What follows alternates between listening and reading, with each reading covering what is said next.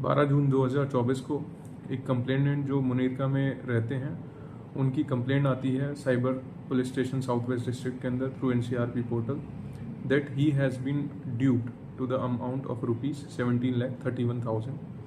Complaint एक mark करती है एक डेडिकेटेड टीम को, जिसमें पता चलता है कि 11 जून 2025 को उनको जो कंप्लेनेंट है या विक्टिम है इस केस के अंदर, उनके पास एक टेलीग्राम के ग्रुप के अंदर उनको ऐड करा जाता है। उस टेलीग्राम ग्रुप पे जब वो इंक्वायरी करते हैं तो उस पर बताया जाता है कि आप जब गूगल रिव्यूज़ करेंगे होटल्स के और अदर लोकेशंस के तो उसके बेसिस पे आपको पेमेंट करा जाएगा ₹50 पर रिव्यू। इनिशियली जो ट्रांजेक्शन्स होती हैं वो सक्सेसफुल होती हैं, उनके अकाउंट में पैसा भी आता है। लेटर ऑन वो उसको इम्प्रूव करना चाहते हैं, जो अपनी ट्रांजेक्शन्स हैं उनको बढ़ाना चाहते हैं, तो उनको बताया जाता है कि VIP ट्रांजेक्शन्स के लिए आपको लॉगिन करना पड़ेगा। एक वेबसाइट का लिंक दिया जाता है, उस पर यूज़र ID पासवर्ड बनाया जाएगा और उस पर पेमेंट ट्रांसफ़र कर दी जाएगी through UPI ID।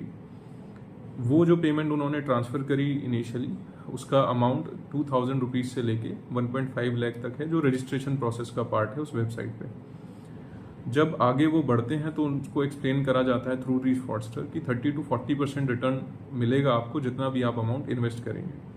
So initially क्योंकि जो ट्रांजेक्शन्स हैं वो सक्सेसफुल हो जाती हैं, सक्सेसफुल होने के लिए के बाद वो एडिशनल अमाउंट पे करते हैं। तो टोटल इस तरीके से उन्होंने 30,000, 90,000, 1,60,000 की मल्टीपल ट्रांजेक्शन्स करे और ये सारी ट्रांजेक्शन्स करने के बाद उनके अकाउंट में शो हो रहा होता है कि आपके पास ₹3,62,000 का अमाउंट आपके अकाउंट के अंदर अवेलेबल है, आप उसको कभी भी डेबिट कर सकते हैं।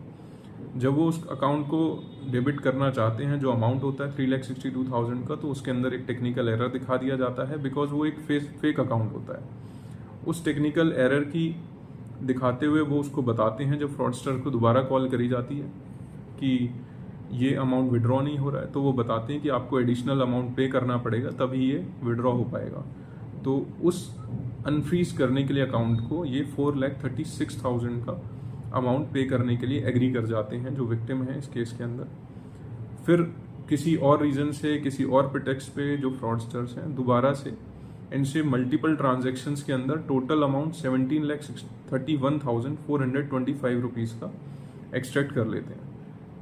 इस केस को देखते हुए जो हमारी टीम थी उसने केस रजिस्टर करा under relevant sections of the भारतीय न्याय संहिता। टीम ने टेक्निकल डिटेल्स, जितनी भी सारी इन्फॉर्मेशन अवेलेबल थी, बैंक की detail, UPI IDs, telecom service providers और बाकी सोशल मीडिया हैंडल्स को ट्रैक करना स्टार्ट किया।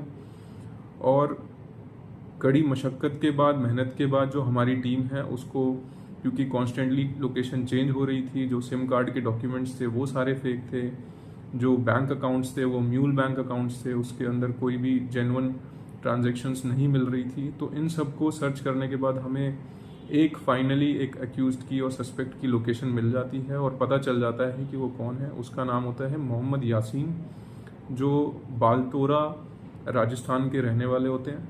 उसकी इन्फॉर्मेशन आने के बाद उसको फर्दर इंटेरोगेट किया जाता है, उसको एप्रीहेंड किया जाता है। वो बताता है कि उसने अपना जो बैंक अकाउंट है, ये 2 लड़के हैं जिनका नाम उसने विक्की अलियास रोहित और यश वैष्णव जो हैं उनको सोल्ड कर दिया था। फर्दर इंटेरोगेशन चलती है, डिस्क्लोजर आता है उन सब लोगों का, और जो ये 2 लड़के हैं इनको भी हमारी पुलिस एप्रीहेंड करती है।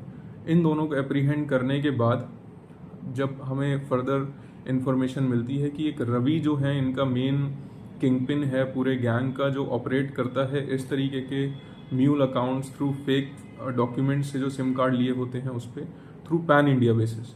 और वो जो रवि हैं वो फाइनली हमें ना राजस्थान से ना होके महाराष्ट्र में जाके मिलते हैं और वो डिस्क्लोज करते हैं कि उनका एक और साथी है इसके अंदर जिसका नाम है महिपाल, जो कि जोधपुर सिटी का रहने वाला है।